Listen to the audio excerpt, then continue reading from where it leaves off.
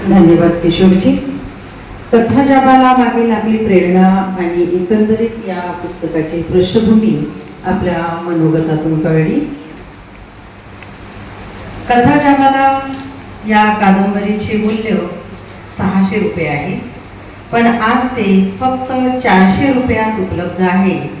रसिकांनी ही कादंबरी आपल्या संग्रही ठेवावी ही नम्र विनंती. असो, आता प्रकाशकीय मनोगत. मी श्री इरफान शेख यांना विनंती करते की त्यांनी अभिव्यक्त व्हावे.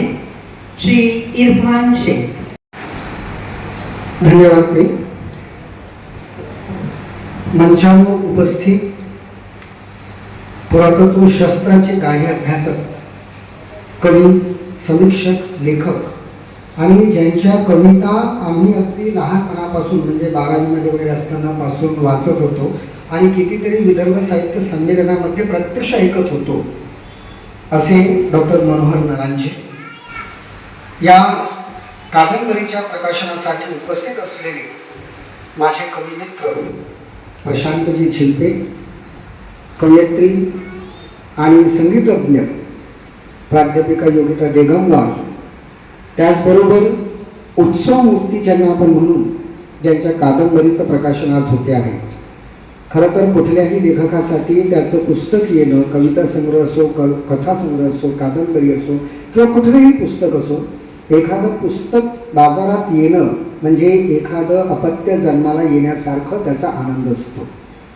आणि वयाच्या 83व्या वर्षी जर किशोर साठे यांची कादंबरी प्रकाशित होत आहे, तर हा त्यांच्या लिखाणाला आपल्याकडून सगळ्यांकडून असलेला सन्मान आहे असं मी समजतो.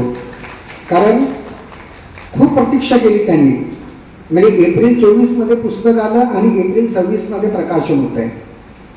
म्हणजे हा एक योगायोग आपण समजू शकतो की एप्रिल आणि 24-26 म्हणजे 2 वर्ष.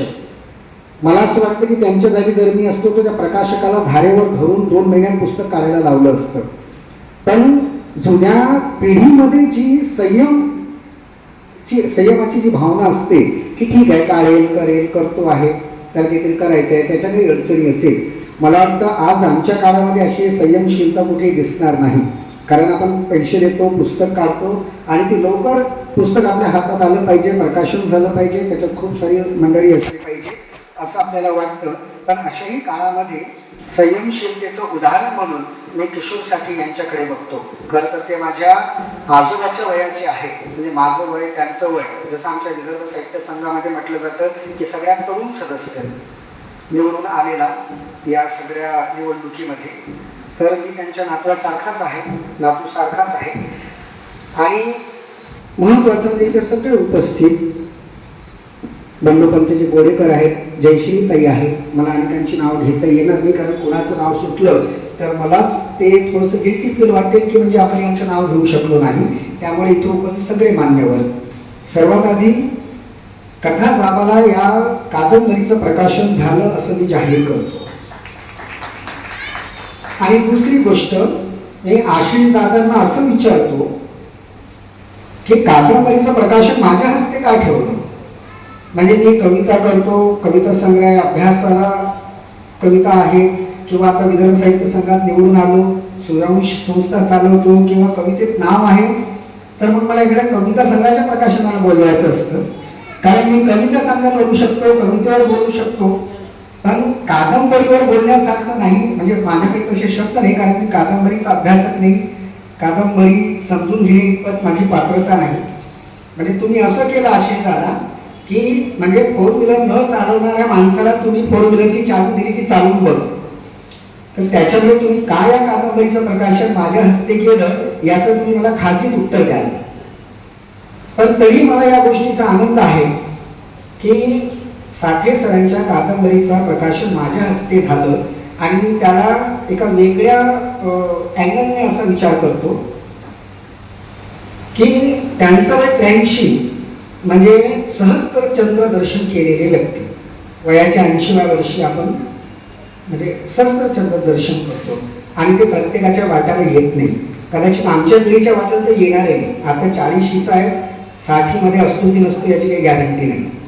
पण तरी समजा जर एका सहस्त्रचंद्रदर्शक अनुभवलेल्या माणसाच्या पुस्तकाचं प्रकाशन जर आपल्या हस्ते होत आहे, तर मी असं समजतो की माझे जे पूर्वज आहे किंवा जे काही पुण्याई आहे, त्या पुण्याईमुळे मला आज त्यांच्या पुस्तकाचं प्रकाशन करण्याचा योग आला. म्हणजे मी किशोर साठे यांचा माझ्यावर असा आशीर्वाद समजतो की त्यांनी मला हे सांगितलंय की या कादंबरीचं प्रकाशन केल्यानंतर अशा अनेक कादंबऱ्यांचं प्रकाशन एक कवी लेखक म्हणून तू करत जावं. हा गमतीचा भाग झाला. आशिष दादांनी असं सांगितलं की 15 मिनिटं बोलायचं आहे, पण कविता संग्रह असता तर मी 15 मिनिटांनी 30 मिनिटं बोललो असतो. कादंबरीवर बोलणं म्हणजे परीक्षा घेण्यासारखंच आहे. बरं, त्याच्यातली म्हणजे समजा एखाद्या केसमध्ये पोलीस स्टेशनला गेल्यानंतर तुमचा जबाब 10 मिनिटात नोंदवा असं जे म्हटलं जातं, तर तसं झालं तरी 15 मिनिटं दिली आहे. पण मला वाटत नाही की मी 15 मिनिटे बोलू शकेल. तर मुद्दा आता आपण कादंबरीचा घेऊया. त्या दिवशी माझ्या केबिनला, म्हणजे मी जिथे काम करतो तेव्हा माझ्या केबिनला साठे काका आले. आमची चर्चा झाली. मग त्यांचं पूर्ण सिंधी रेल्वेपासून ते भद्रावतीपर्यंतचा, मोरबाडपासूनचा जो सगळा प्रवास मी त्यांना विचारून घेतला आणि बोलणं झालं.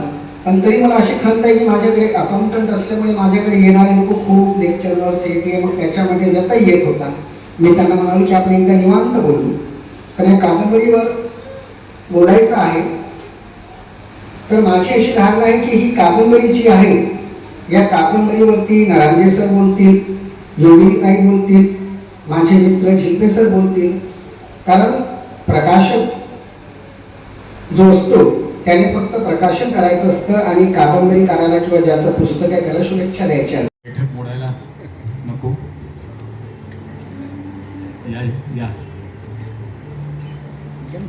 रेखीव तबला संघ सालफळे सरांनी त्यांचं स्वागत करा. ऑक्टोबरची धुरा सांभाळत आहेत रवींद्र यादव.